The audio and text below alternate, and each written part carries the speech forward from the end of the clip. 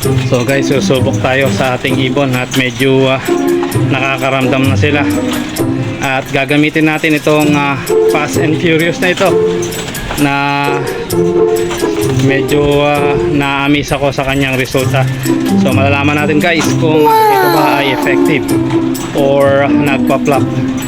So actually napakabisa nito sa mga reviews. So makikita natin guys at malalaman natin sa personal natin gagamitin ito guys.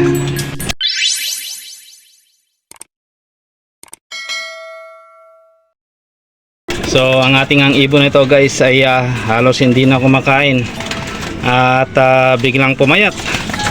So ito nga ay nakasali nga sa training sana nasa south, pero bigla siyang hindi na kumain at biglang numipis ang katawan na para bang sinisipon. Kaya susubukan natin ang kakayahan ng Fast and Furious. Narito guys ay pwede natin siyang yan, bagong bukas ang ating Fast and Furious. So sabi nga rito guys sa mga reviews ay pwede natin siyang birahin kaagad, depende sa lala ng sitwasyon ng ating ibon. So I believe nasa malalang sitwasyon na ito dahil hindi na nga siya kumakain at medyo nag-going light na talaga.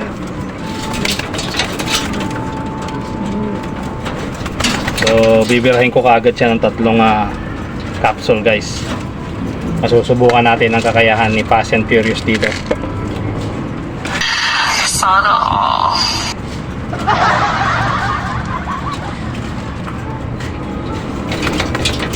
Yun. So 3 piraso ang pinapasok natin sa kanya. Kukunin naman natin ang isa.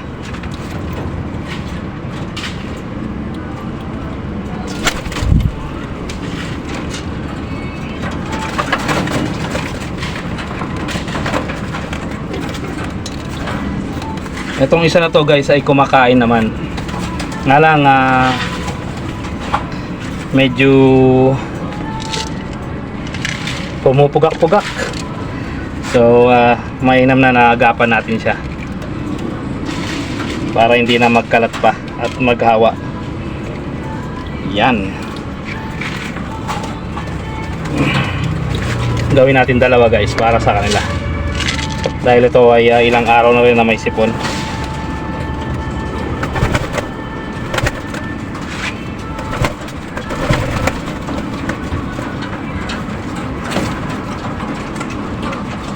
So makikita natin yan bukas guys kung sila ba ay may pagbabago sa kanilang kalusugan. Isa rin kasing factor guys ang pagkakaroon ng mga nararamdaman ng ating mga ibon sa mga dinadaanan nila, na baka may mga nag-immune na mga farm kaya't ganyan nakakaramdam ang ating mga ibon dahil nga sa tindi ng ginagawang pag-immunization ng mga farm sa ngayon. Ito rin inakay na to, nakalaban pa man din ito ng derby. So medyo napapansin ko parang sinisipon na. Agapan na natin siya guys ng Fast and Furious. Hinihintay ko talaga ang shipment nito guys.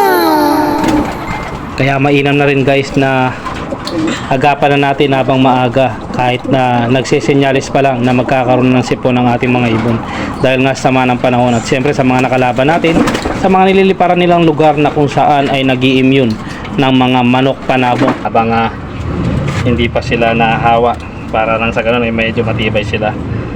Apa na rin natin itong isang anak ay guys, ang sa ganun ay makaiwas sila. So for prevention din ito guys.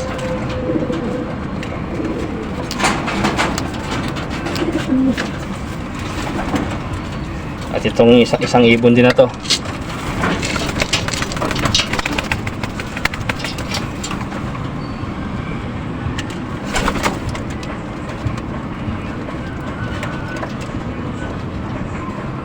Kaya nga po pala ang ibon na to ay medyo magana yung mata. Napansin ko na may one eye cold na siya. So dito natin masusubukan ang kapasidad ng Fast and Furious na ito na ipinagmamalaki ng kanilang produkto. So malalaman natin yan guys bukas sa resulta. Huwag niyong panghinayangan guys kung para sa inyong mga ibon upang bigyan kayo ng magandang performance. dapat bigyan din sila ng magandang alaga.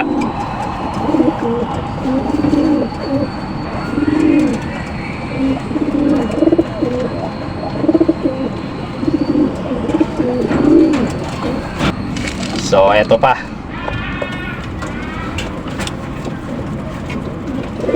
pagka may nakikita akong basa-basa na guys sa kanilang ilong, ay ginagawa ko ng dalawa. So depende nga yan sa sitwasyon ng ibon na inyong sinusubuan ng supplement. So ito pa nga, for prevention naman ito sa ating mga nakalaban guys. Pwede ito sa mga for prevention. So ang ating mga nakalaban nga sa south ay susubuan na rin natin nang sa ganon ay makaiwas din tayo. Ayan, so for prevention nga lang ito guys.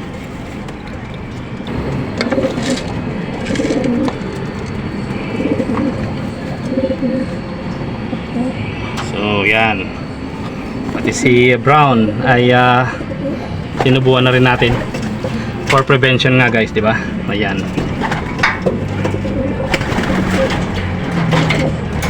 So meron tayo itong malalang ibon na talagang gusto ko na makargahan siya kung bakit ako bumili nito. At ipapakita ko sa inyo ang sitwasyon ng ating malalang ibon. So ito guys ang pinakamalalang ibon na sinasabi ko. Sarado na yung mata, puno pa ng bulutong, at higit sa lahat naka-derby yan guys ng BBC. So dito natin masusubukan ang ating supplement na ito, kung ito ba ay mabisa. So depende nga sa sitwasyon ng ating mga ibon kung paano natin siya susubuan ng supplement. So for this time, kasi hinuli ko siya yung pinakamalala sa lahat guys. So gagawin ko siyang tatlo guys. So hindi mo pang hihinayangan yan dahil parang 3 pesos lang yata ito bawat isa.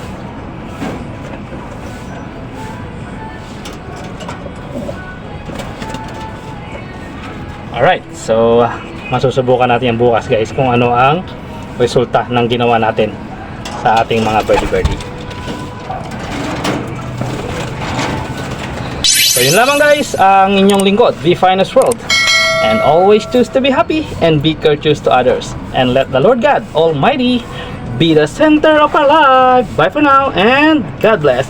Abang tayo bukas kung anong resulta ng ating ginawa dito sa Fast and Furious. So experimentation tayo guys, at makikita natin kung ano ang magiging situation ng mga ibon na kinargahan natin itong pills na to. So yun lamang guys, at maraming salamat sa inyo.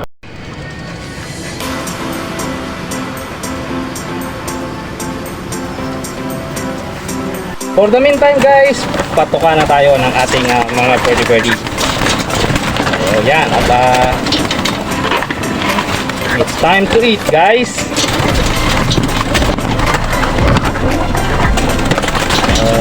Bigyan natin to sa ating mga birdie. One eternity later. Guys, good morning. Update tayo. So nakita ko nga at may pagbabago ng malaki sa ating ibon, lalo na sa kinargahan natin ng Fast and Furious kahapon. Ayan, ang nakapikit ang mata ngayon nakadilat na.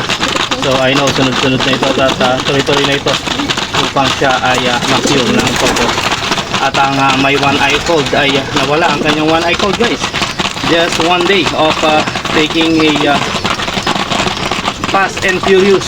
So salute sa iyong product sir, at maraming salamat na nagawa ninyo ang inyong product, at nasasabi ko na napaka-epektibo nito at talaga namang highly recommended ng inyong lingkod dahil nakita kong epekto niya sa loob lamang ng magdamag na pag-take ng ating ibon. At ito na nga, at nakakakain na ng maayos ang ating ibon. Nakahapon ay nangangapa lamang. Ayan, at binat na ang kanyang mata. So I know, sunod-sunod na, dire-diretso na ang curing ng ating ibon. So yun lamang guys. At suggest ko po sa lahat, kung ang ating mga ibon ay may problema sa one eye cold, sipon, alak, pwede po natin gamitin ang product ng Fast and Furious. Napakabisa. So yun lamang guys, at maraming salamat po sa inyong lahat. na sobrang nagtutubig ng mata pero okay na. So napakagaling talaga ng Fast and Furious. The Fast talaga at Furious ang kanilang galawan. So ano pang hinihintay guys, purchase na!